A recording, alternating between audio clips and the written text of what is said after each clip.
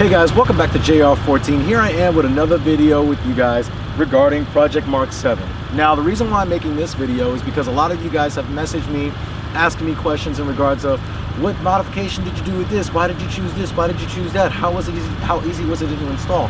So today we're going to do a full walkthrough of Project Mark 7 with all the modifications that I've done with the car to this day, from aesthetics to performance of wheels and tires, suspension, tuning, engine bolt-on modifications, and drivetrain. So without further ado, let's jump into this video of the walkthrough with Project Mark 7.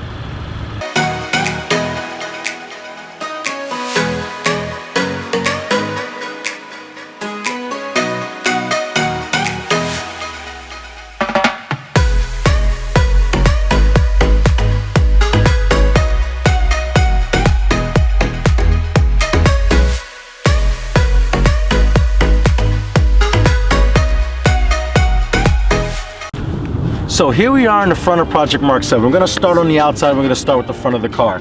So the first thing that I've done, one of the first things that I actually did with Project Mark 7 was the actual tow hook for the front. So that this is, I'm sorry, not the tow hook, but this is actually, it utilizes the tow hook, but this is actually the license plate relocator.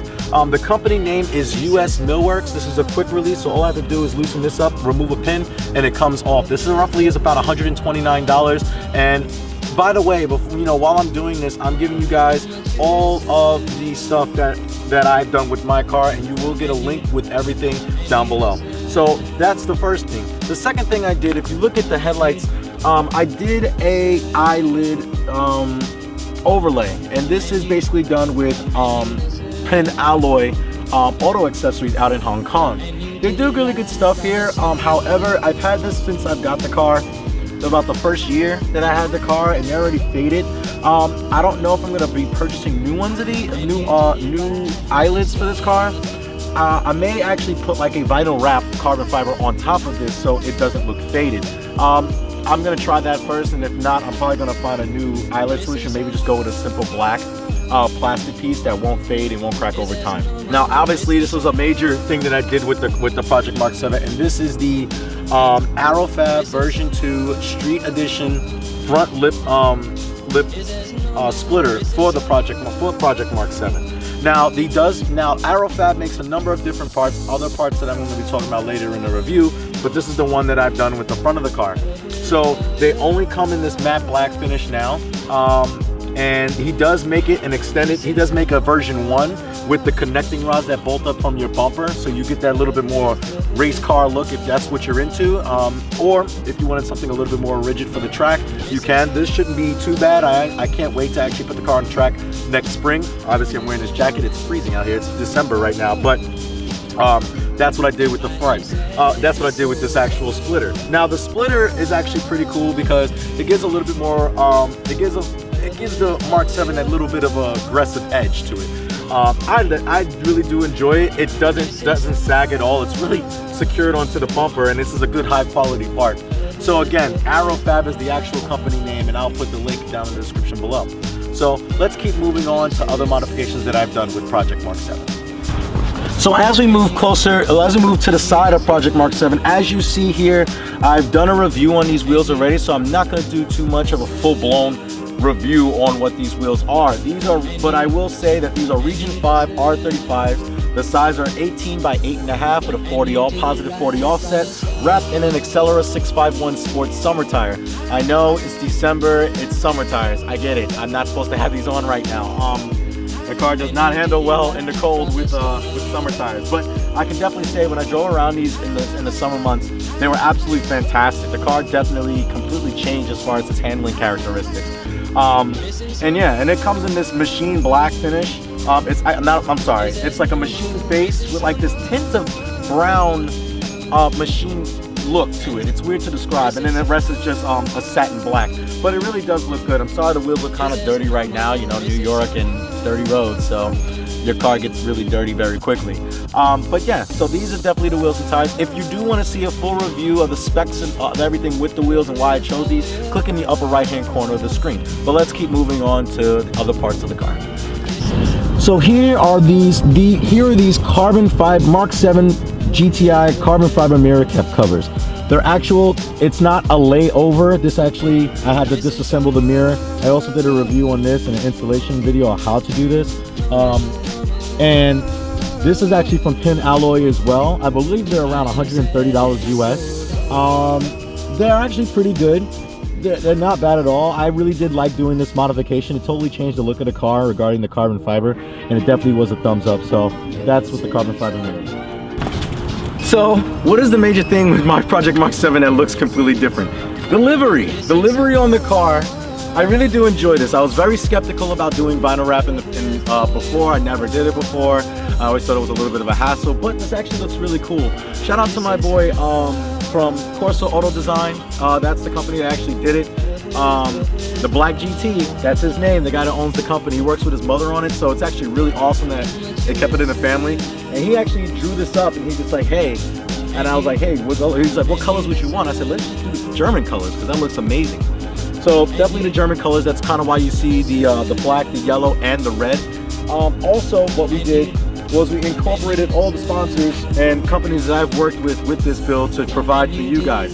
So shout out to all of these companies and more companies as well that have definitely helped me along the way, such as the custom shop and the store. You guys know I talk about them all the time, but you know, with adding, you know, installing the wheels and tires on for me, you know, they always look out for your boy JR14, and they'll definitely look out for you too. I'll put a link in the description below, and their address as well. Definitely Google them and give them a review if you have been there before. They definitely do great work, and Brent is definitely not a guy that will screw you over. Also with the livery, MoMods actually did put the livery on there for me. Both of their Instagrams are right here. So Corsa Auto Design and MoMods. They actually did a collaboration. Corsa Auto Design actually did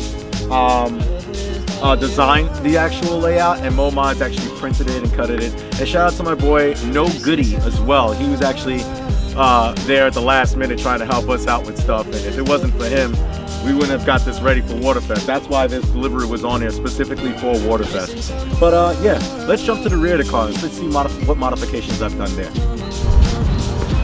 So as we move on to the rear of the vehicle of Project Mark 7, we did a number of different things with the vehicle, starting with shout out to my girlfriend for actually purchasing this for me for Christmas of last year.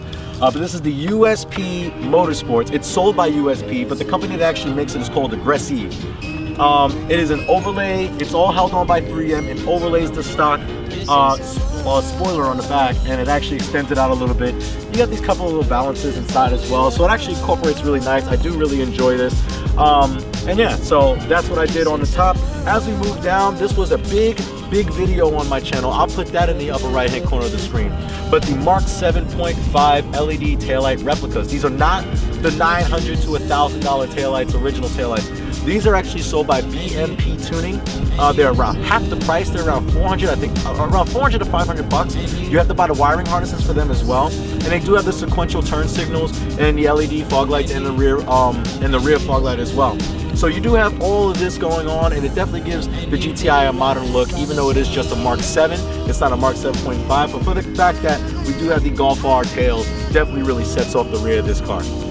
And as we move further down to the bottom of the Project Mark 7, we also, as you guys know, I did it February last year. It's getting really cold out here. But we did the Corsa Axleback exhaust. As you guys know from when the channel first started, I actually did start with the AWE track exhaust. The exhaust was good, but if you did not see that review of why I switched to Corsa, I think that the Corsa sounds better. It sounds a little bit more aggressive. And I definitely love the way this thing fits up. It's definitely pretty cool. Also, what I did as well is the aerofabb. Oh, this is another piece from aerofabb for aero kits. This is the rear diffuser. I got it in gloss black. He's gonna do, he stopped making them as of now, but I think that he's gonna bring them back.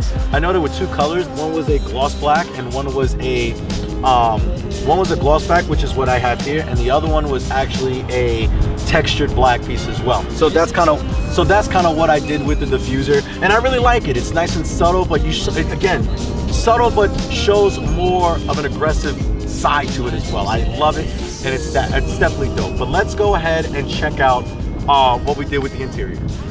So as we step into the interior here, there's a few things that I did in here. I didn't do much because this car really doesn't need it. I really love, as I expressed in numerous videos that I've done with my Project Mark 7 or my Mark 7 GTI, this interior layout is absolutely fantastic. I absolutely adore it. It's absolutely amazing and it's awesome. I absolutely really do love it and I love the layout. But I did put my little twists on some things. I'm not finished with it yet, but the stereo or the head unit along with the climate control, the whole center stack here is wrapped in carbon fiber. I also did the carbon fiber vinyl wrap on the door sills, on the door cards, and the front trim on the airbag where the passenger front airbag is. I didn't do the gauge cluster or the vents yet, just because it's a lot to take them out. I actually should have did the vent when I did the boost gauge, but that's the next thing that I'm going to talk about. So, as everyone knows, in the beginning, I ran a Cobb Accessport to show my boost pressure, my intake temperatures, coolant temperatures, engine oil temperatures. However, it was kind of cluttering my view. But what I switched it with was a boost gauge from Aeroforce Technologies. They're out in Ohio, and they do good work.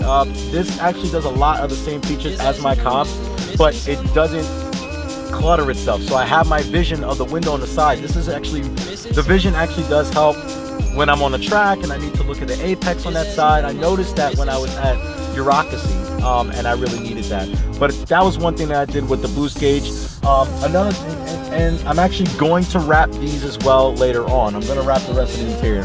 But another thing I did with the shifter, I actually switched my shift knob to the BFI shift knob with the International Mark 7 Drivers Club coin. I actually am a part of the International Mark 7 Owners Drivers Club. So if you I believe we're on Facebook as well, so go to the Facebook link and check us out on there. I believe it's around 18 to 19,000 members. Huge community. All you guys are absolutely amazing with questions and concerns and supporting of my stuff as well. So I do appreciate that and I love you guys. But yeah, up here I also did a radar detector. Now it's not because I speed all the time or anything like that. What I like this for is just because, just for awareness. It's not bad to have something for awareness for, if you are going 5 miles an hour over, it's kind of good just to have something, just to make sure that, you are being attentive of your speed and, and everything else and your traffic laws. So just telling you where cops are around so you don't get into much trouble. Also, I want to talk about suspension. So this car is lowered by 1.3 inches on the stock struts, and I achieved that by putting on the H&R Super Sport springs. I believe they're called Super Sports, but they're the more aggressive ones. I think they make 0.7 millimeter. They make 0.7 inches, and then they make a 1.3 inch drop. I got the 1.3 inch drop, and also in the rear is an H&R 26 millimeter rear sway bar. So the car really doesn't rock and roll anymore. It's really, the back really stays together with that sway bar. It really does make a difference. I'm actually going to be upgrading the end links. I still have the stock end links in the car, so I might be just throwing in some ECS end links just to get the car a little bit more structured and just sound in the back. So underneath the hood of the Mark 7, on my Project Mark 7, we've done a number of different things when it came to the performance. So as you guys know, when I first started the car, I actually did tune it with the Cobb Accessport. I am still running Cobb to this day. The only reason that everyone seemed like, well, oh my God, how can you shoot fire? How can you shoot flames? How can you get the loud pop exhaust? Because I have what is called a Pro Tune. The Pro Tune is a custom tune done by a Cobb Accessport Pro Tuner. And one of them is John out in California.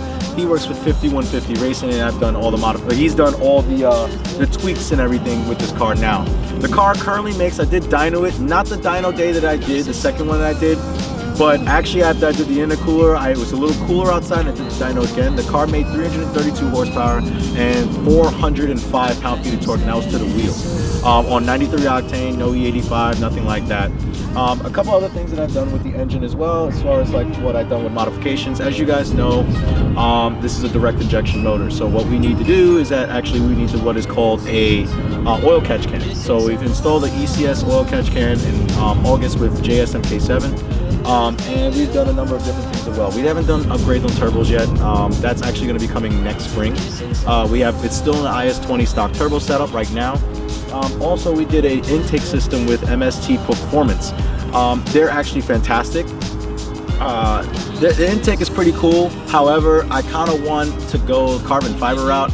I never thought I was going to do it, but here we are, and I'm probably going to change it up again. So this probably will be for sale pretty soon.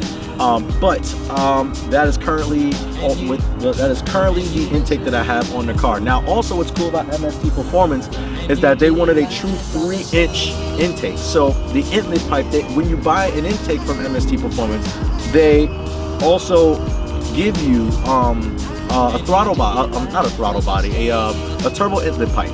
Along with it, that's a true 3-inch as well, and it clamps onto the stock turbo and bolts down, so you have nothing to worry about. So also, you really can't see this portion of it, but it was recently what I've done with the car is that I put a twin disc clutch in it. Currently, before I actually had the stock clutch, and then after that I had a South Bend Stage 2 Endurance, and then I made more power after that, then I exceeded the torque to the crank power numbers that are advertised with South Bend, and the clutch eventually failed at the Mod to Fame Fest at Cecil County Dragway on July 8th? Yeah, July 8th. DCAM actually reached out to me on my Instagram page, and we actually collaborated, and now I have an MS Series twin disc clutch in here that is capable of holding up to 660 pound-feet of wheel torque. That was the most important thing for me.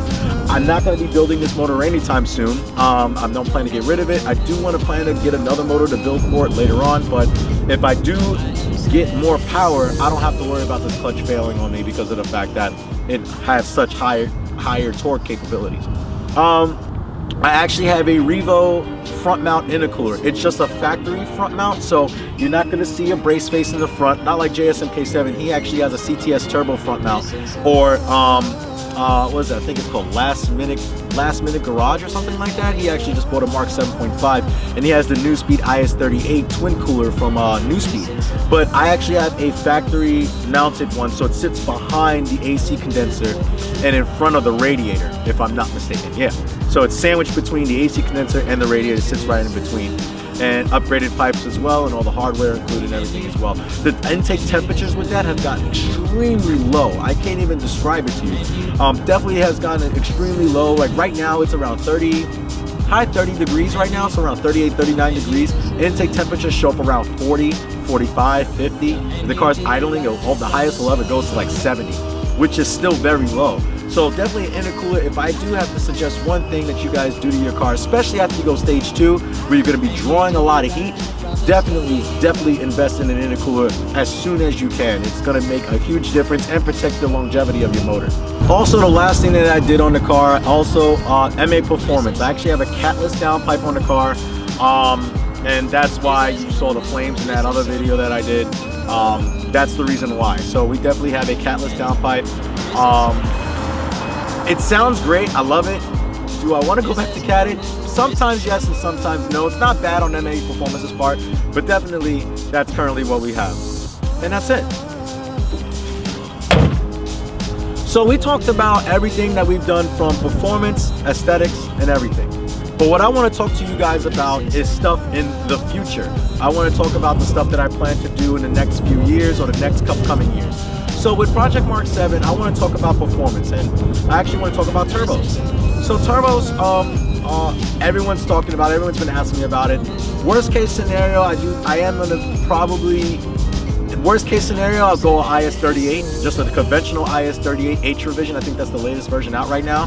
But what I really truly want, I've been hearing some stuff from Equilibrium Tuning, but Litgo's got some really cool hybrid setups that seem pretty cool as well. So definitely might be considering that next year. Let's see how everything goes. Also, shocks for the suspension. Suspension has been great. I'm still in the stock shocks, still on H&R springs. I want to upgrade the top hats, and I actually want to be able to, the strut bearings and the top hats for the suspension.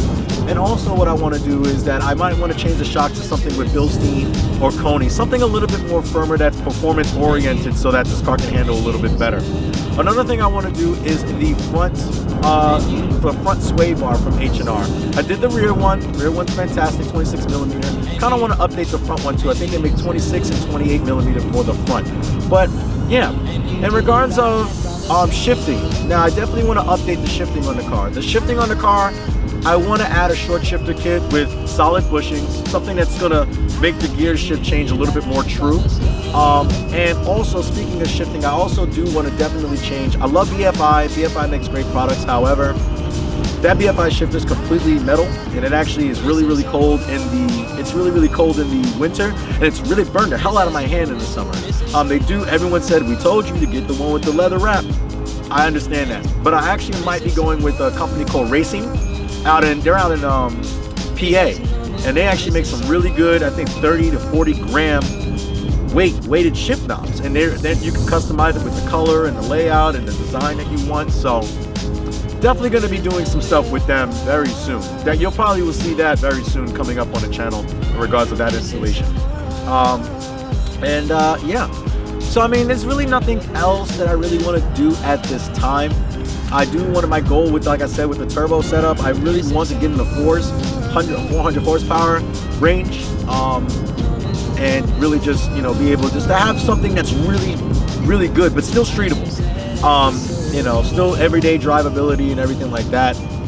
So I am still concerned if I am going to be doing IS38 or Litco or Equilibrium. I don't know yet. So we're definitely going to see more when that comes. You know, we're definitely see more in the future when I get ready to, you know, pull the trigger on which turbo I'm going to go with. I'll think of it more seriously. But you know what? That's going to conclude this video. So guys, without further ado, I want you guys to like, share, and subscribe to JR14. I want you guys to give this video a thumbs up. If you have any questions in regards of anything that I talked about today, please leave a comment in the comment box down below. And all the stuff that I mentioned will be in the description below as well. So without further ado, I'm signing out, and this is JR14. And remember, cars are a lifestyle.